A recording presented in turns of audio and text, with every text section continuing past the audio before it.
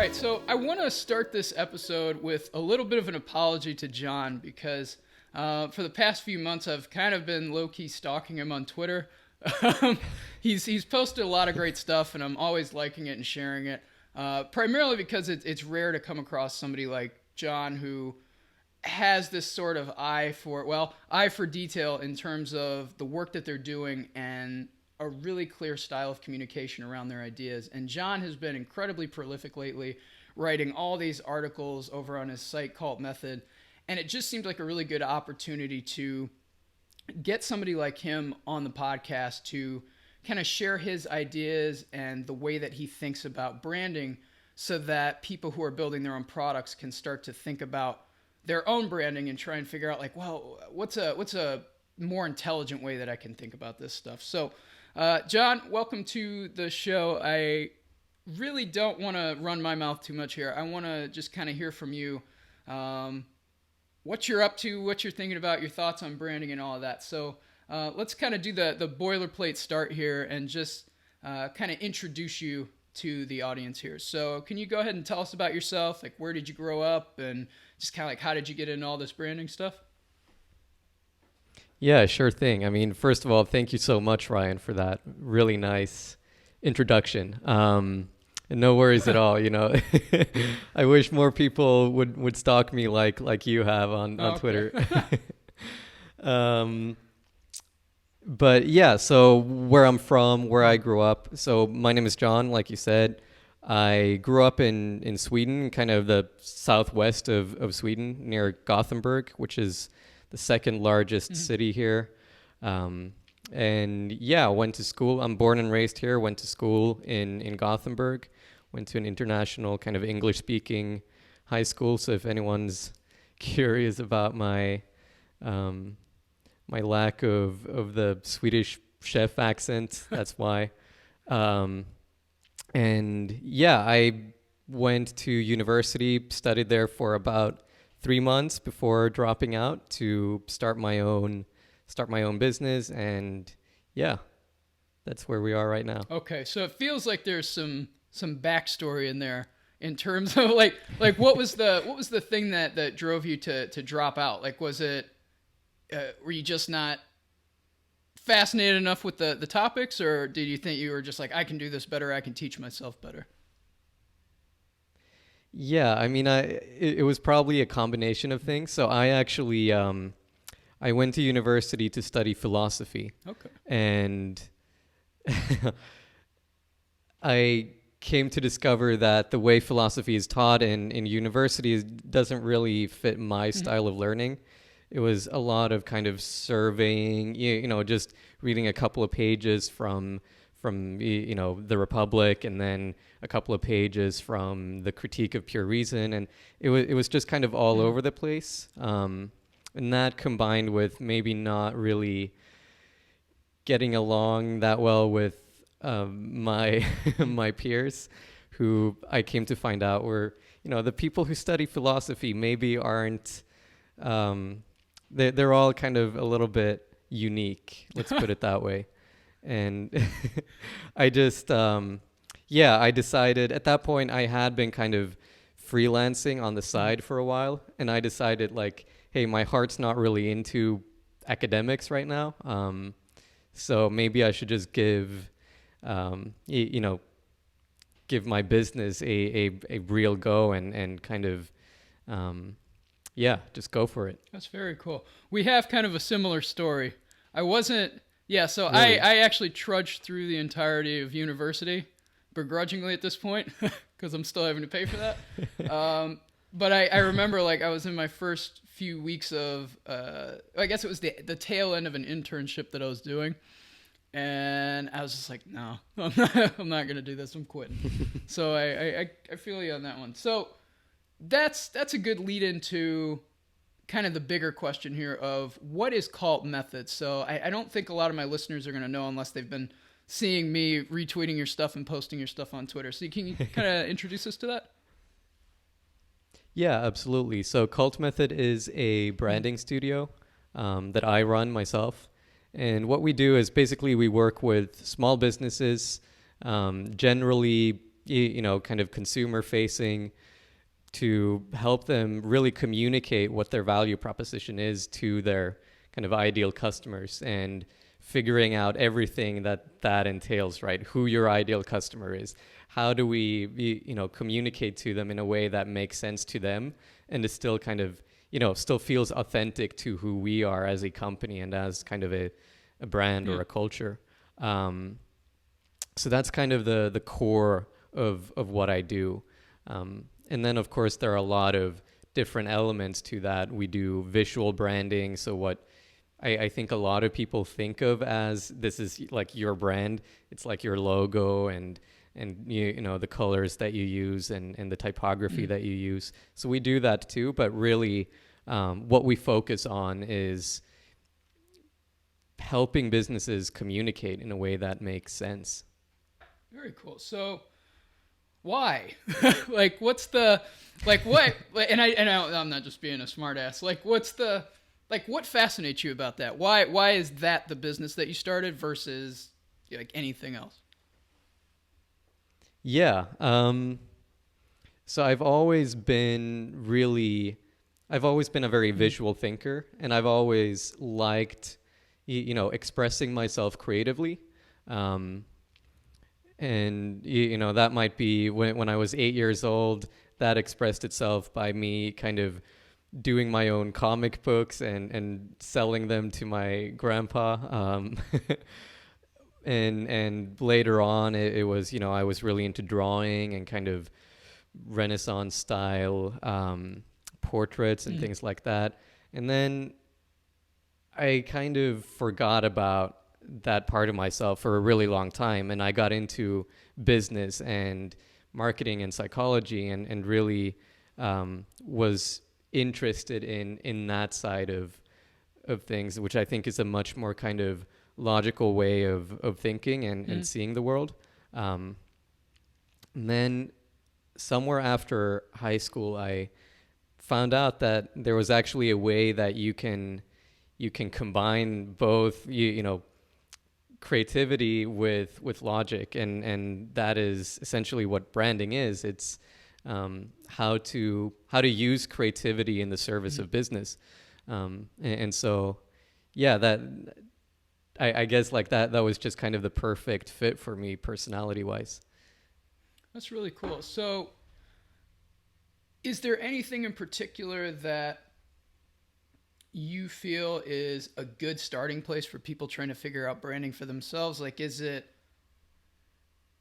because that's a big topic. Like, it's at least it seems like a big topic. It's one of those things that I feel like it can overwhelm you, because if I would talk to most people about branding, they're probably like, oh, you mean the logo or something like that. And I don't think they necessarily know. So is there a specific place, speaking particular to this audience, if they were going to start out, where would you tell them to look? Like, what are the things that they should be paying attention to?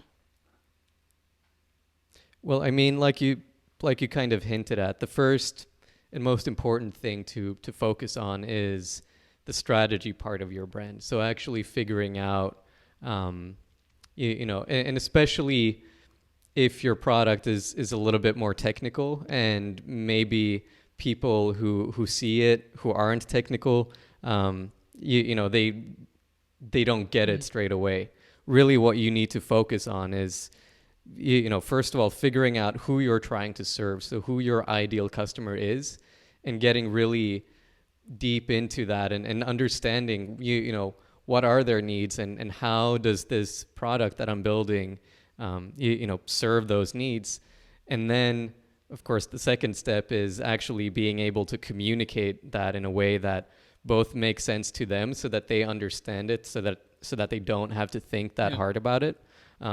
But also, of course, in a way that feels authentic to you, so that you don't feel like you're selling out, because I think that can be kind of a soul-sucking thing. Okay, so are there any specific techniques that you use to achieve that stuff with your own clients? Yeah, I mean, it kind of depends on where you are with your business. I'm working right now with a client in Texas in e-commerce, and he has really detailed information about like who his customers are, and like actual like data. So of course that is always, you know, that's kind of the best case scenario if you can actually get qualitative data about your ideal customer. If you can get in a room with them and talk to them, either, you know, virtually or, you know, literally in a room. So I think that's the best case. If you can't do that, if you're in such an early stage, and maybe, you know, I think you need to figure out, you know, just have like a general idea, like this is the kind of demographic that I want to serve. And ideally then you'll find people either in your network or you just reach out to them, and you kind of, you know, you just talk and ask them questions. You know, what are your pain points? What solutions have you tried? Did they work? If they didn't, then why do you think that is? So really understanding them, I think, is key. Yeah, that's kind of the approach that I would recommend taking, if especially if you're just starting out and you don't have kind of, you know, just experience working with customers or dealing with customers. Okay. So then that brings an interesting question to mind, which is because there's a lot to consider. So is there anything in particular that you see your clients, especially when you first start working with them, that they just miss or they don't really understand, or like they don't have a good framework for in mind? Yeah, I mean, it is that thing, right? Because so many people, they kind of think that branding is all about the cosmetics of things. And even when people do kind of understand what strategy is, because a lot of the time that's something completely new to the people that I work with. But even kind of when you understand that, it's also about how that applies not only to the way that you present yourself, like the cosmetic things. It's also about, you know, how you actually shape your product and your product offering and your pricing and all of these other things that are influenced by your brand strategy. And you need to kind of harmonize those and align them. So I think that would be, I guess, like the main thing that a lot of people miss. That's very interesting. So what kind of stands out to me with that is that there's different ways to approach branding. And what I mean by that is like the way that I've organized it in my own head is you have, I guess it's officially it's like different types of markets or different levels of markets. So I think about like the McDonald's customer versus the Starbucks customer. Like why are those things both selling kind of the same products, but they start to attract different types of customers? And you had a really good quote. I forget the title of the article. You'll have to link it up for me so we can share it with folks. But yeah. You had this really like, I stared at it for about 5 minutes. I was like, man, that's good. You had this point about the more expensive the consumer brand, the closer the buying experience comes to that of a modern art gallery. And that seemed to resonate with that idea of like this separation between like the department store shelves just kind of crammed with stuff versus like this really well articulated kind of shopping experience. And so I want to see, do you think there's any translation of that in terms of software? Because I don't know. I definitely noticed like there's the difference between like the application that you can tell like they used like a UI framework and we're just kind of half-assing it versus like the people who like really dialed into the details. So do you think there's some kind of overlap with that idea in digital products? Yeah, I mean, to an extent, I think so. I mean, the quote is really about you know, choice and how choice paralyzes people. And so I think that part of it is very true for SaaS products. And usually when you know you go to a like the marketing website of a SaaS product, you'll see they only have, 3 different pricing plans, for example. And so I think a lot of SaaS brands are applying this principle, but yeah, I mean, really, it's about making things as simple for the customer as possible. And I think also, which you kind of allude to there, is just the overall experience of using a product can really affect, I think, the perceived value of that product. For example, if you're using an app that kind of loads slow, and I'm thinking of, I feel like a lot of email marketing software has this problem, like ConvertKit or Mailchimp, where you're kind of going through the UI and things just they're not responsive enough, and it just kind of, I mean, it's not a big deal, but it kind of adds up and creates a lot of frustration, I think. So if you think of kind of the modern art gallery in the sense that, it's really about maximizing the perceived value through the way that you present your products and the things that you're selling. I guess to answer your question, I think it's true to an extent, and perhaps even more so because with SaaS, you're not only selling kind of at the point of sale, you also have to keep selling every time people use your product. You have to make sure that they're not regretting their decision to give you their money, because if they do, they'll just, they'll cancel their subscription and go to someone else. So, yeah. Okay. So does that kind of answer your question? Yeah, that's great. And it leads me into another question, which is, so you called out, and we're going to get in trouble here, but that's okay.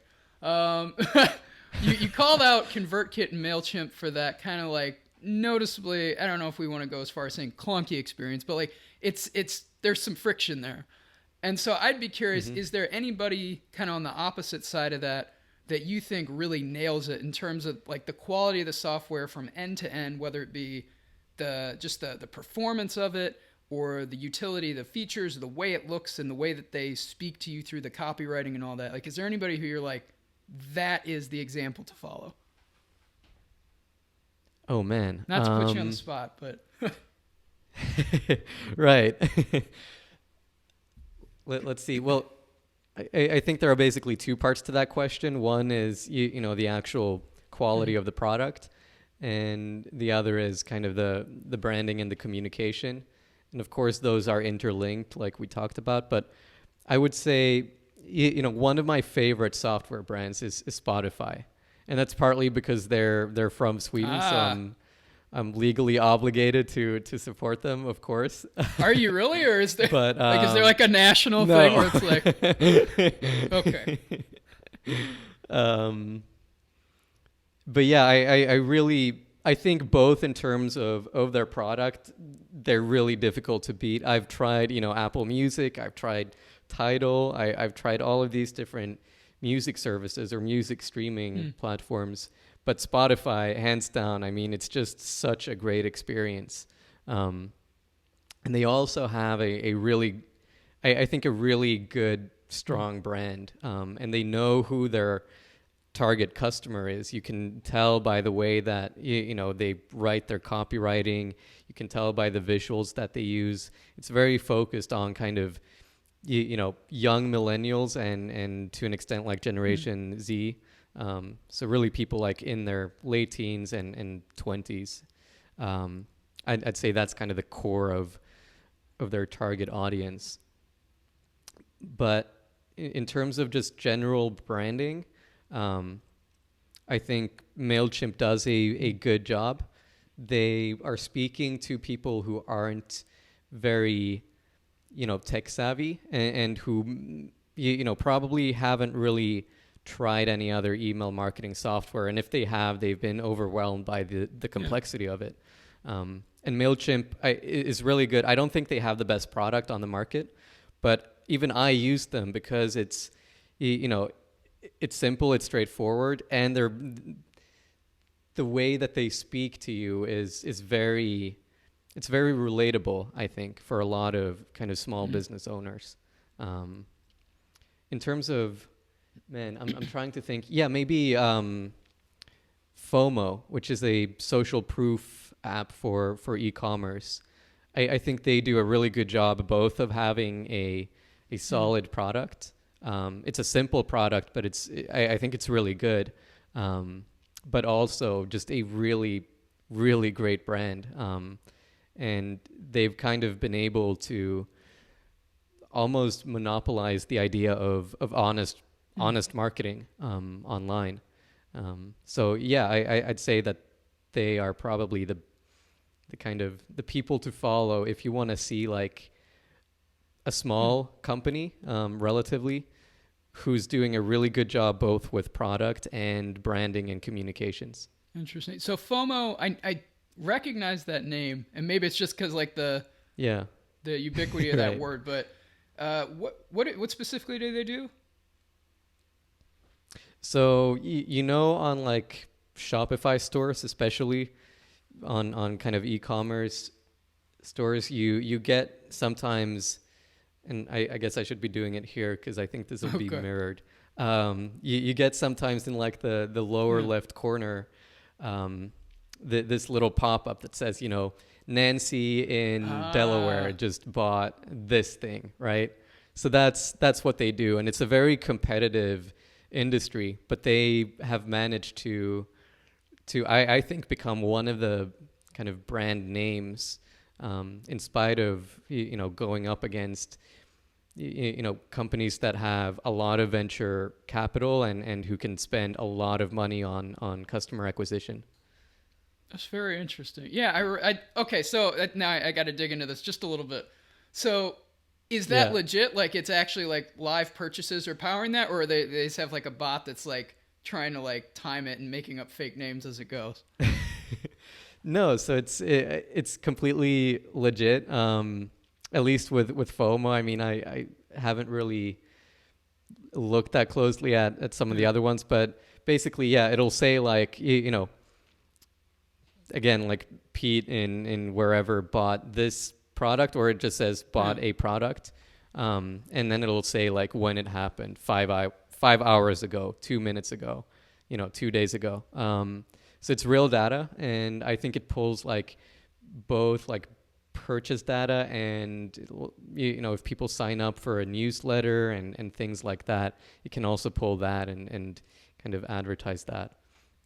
Very interesting. This has turned into a FOMO advertisement. A free sales pitch. Well, for FOMO. If you're running an e-commerce store, go check it out. We'll be expecting the check please. in the mail. All right, so that actually, I'm glad you mentioned FOMO, because that seems like one of those really unique, and I kind of cringe at this word, but like modern ideas or modern examples of where things are headed. And I don't know if you've picked up on this, but it feels like we're kind of at the end of a cycle in terms of like where the only term I've come up for is like the startup craze of like 2011 till about now, or maybe the last 2 years. And it feels like kind of like the creativity has dipped off a little bit and we're kind of in the limbo stage.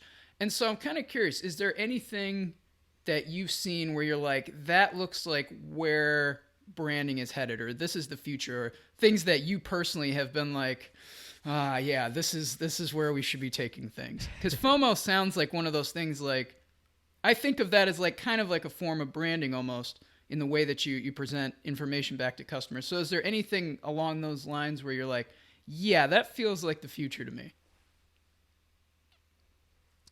That's a big question. I mean, I think that the first thing that comes to mind for me is people, and this is nothing unique, of course, but people, I think, crave authenticity.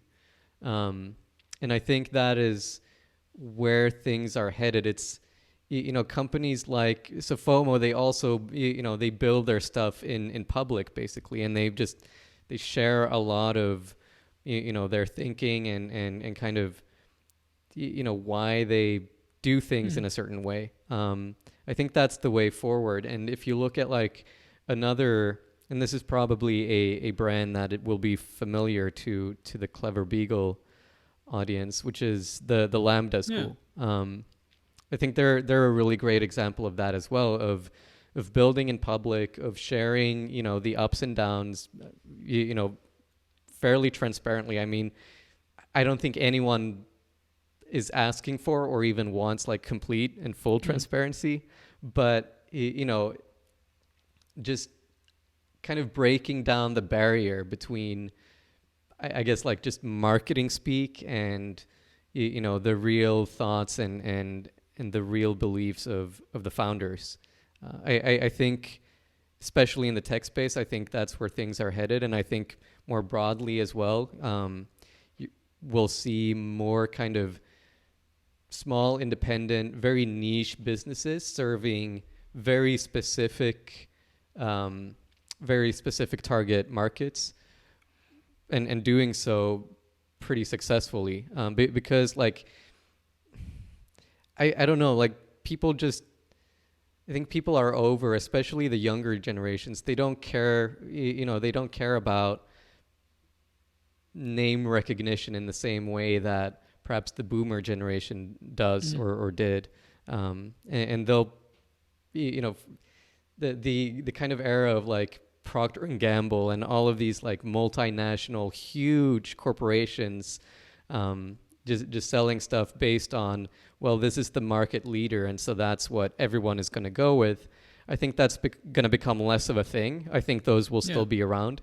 But I think you'll see a lot of smaller brands popping up, and probably I don't know, like once that has happened, I think a lot of the large corporations, they'll try to emulate that and launch and we're already seeing this in some industries, but they'll, where they're launching like small, like micro brands, but really it's just the same large corporations, which I don't know.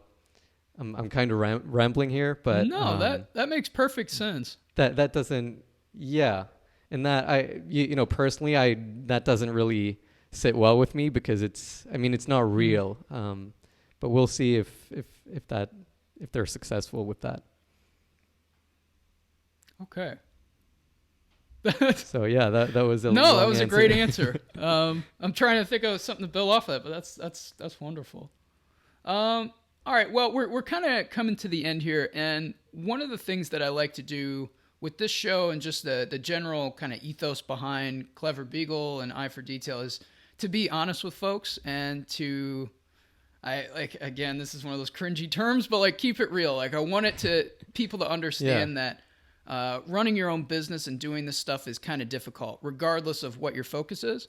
And so one of the questions I had for you is, and not to end on a negative note or a dark note, but is there like a specific lesson that you've learned that you would consider like the toughest in terms of getting Cult Method off the ground over the last few years?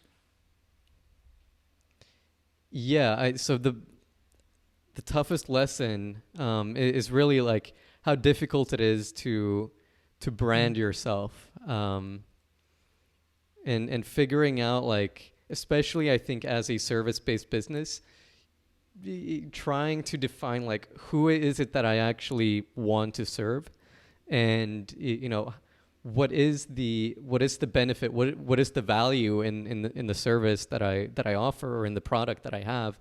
I think doing that for yourself is really difficult, and people really underestimate that. That's something that I've kind of learned. Like, it's a lot easier to do it for other people when you have the clarity of being kind of an outsider and seeing things from a fresh perspective. It's really hard when you're so close to it. So that's, I think that's the biggest thing I think that I've struggled with. Okay. That's a really good answer. So I'd be curious, do you think that people struggle to do that because they have an emotional connection to what it is that they're doing, and so they can't really separate themselves? Like, basically, they identify their business as them, and so to look at their business critically is almost like they're turning a mirror on themselves, like, oh, God, I gotta dig into my own ego here. Yeah, I think so. And especially like when when you're running a service-based business and when you're the one carrying out the service, it becomes a personal decision, absolutely. And I think that's a big part of the reason why it feels so difficult, because you don't want to, at least I didn't want to kind of limit myself to a specific type of customer, or just kind of figuring out who you're best for and who you can bring the most value to is really difficult, for that reason, and also just for the reason that inherently you're never going to see things as clearly, see things about yourself and about your business as clearly as someone from the outside looking in. It's kind of like, you're inside this like glass jar and you're trying to read the label on the outside, and it's, what are you going to do? It's impossible. That's a good analogy. I like that. Yeah. So that, and I'll just add accounting. Accounting? That's been, Oh, man. I hate the stuff. Okay, well, I don't know if they do international customers, but I highly recommend, we'll give them a free plug here. The folks who do my bookkeeping, they're pilot.com.